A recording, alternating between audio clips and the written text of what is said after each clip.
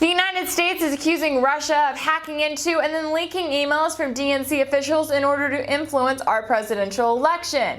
Now, while no actual proof has been released of this, it does raise the question: has the United States ever interfered with the government of a foreign nation? The answer is yes, and there are so many examples of it that we had to break it down into a top 10 list. Here are the top 10 times the United States interfered with a foreign government. Number 1. Italy in 1948. Using CIA operatives, the United States spent millions of dollars supporting CIA center parties in order to ensure the defeat of a communist Russian-aligned party. The campaign funded by the US was filled with propaganda, which included everything from forged documents to fabricated sex scandals to spreading hysteria over a possible Russian takeover. Number 2. Iran in 1953. The CIA launched a coup after the election of an Iranian prime minister who was a nationalist politician. He drew criticism for nationalizing the British oil company that was the precursor to BP. Now, the new monarch installed by the US was so oppressive that it led to a revolution which resulted in a brutally repressive regime in Iran,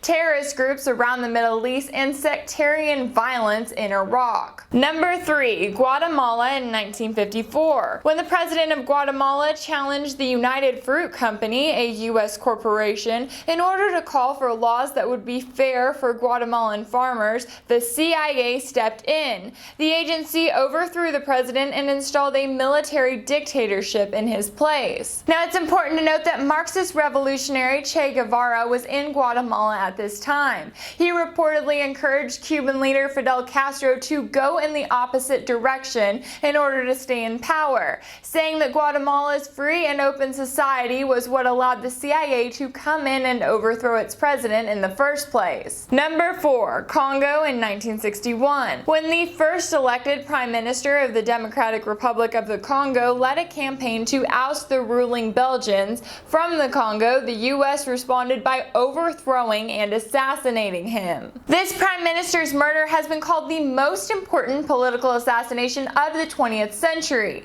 It was funded by both the US and Belgium, and it was ultimately carried out by a Belgian execution squad. Number 5. Vietnam in 1963. When the US did not approve of the political influences in Vietnam in the 1950s, it installed a new government under the name of South Vietnam. Now, the leader of this new government was not well liked by the people, yet he allegedly won 98% of the vote. The US sponsored the overthrow and assassination of that same leader in 1963. It then spent the next 10 years fighting to support the fictional government it created.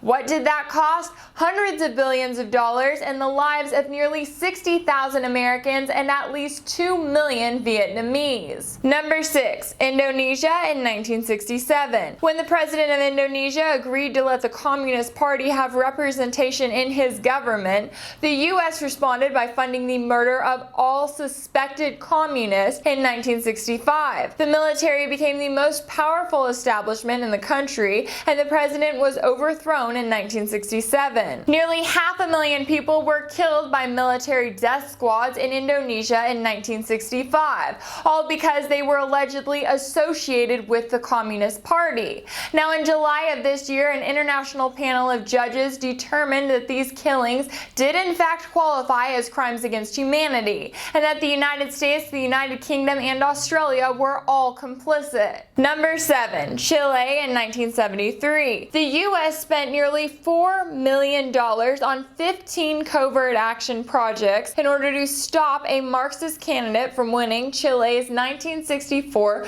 presidential election. After another $1 million was spent spreading propaganda during the 1970 election, the U.S. changed tactics and launched a military coup. At the time, former National Security Advisor Henry Kissinger said, quote, "I don't see why we need to stand by and watch a country go communist due to the irresponsibility of its own people." Number 8. Iraq in 2003. The U.S. invaded Iraq in 2003 to overthrow its president, based on the claims that he had weapons of mass destruction and ties to Al-Qaeda. Although the CIA initially claimed that there were weapons of mass destruction in Iraq, a final report from 2005 revealed that after an 18-month investigation, investigation, they found nothing. Number 9. Honduras in 2009. The Honduran military launched a coup in 2009 to overthrow the country's democratically elected president. While the United Nations condemned the action, the U.S. State Department under Hillary Clinton refused to acknowledge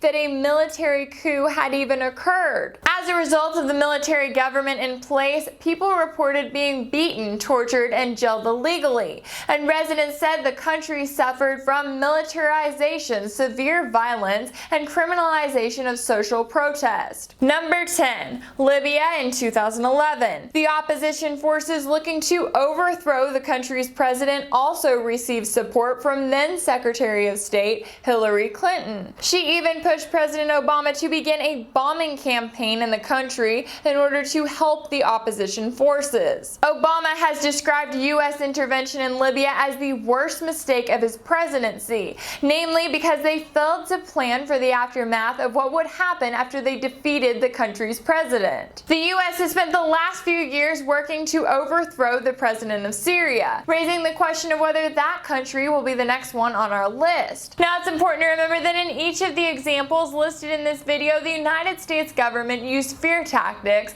in order to justify intervening with foreign governments. Not only did that cost American taxpayers billions of dollars, but it also led to more suffering and a higher death toll in each of the countries in which the United States decided to take matters into their own hands.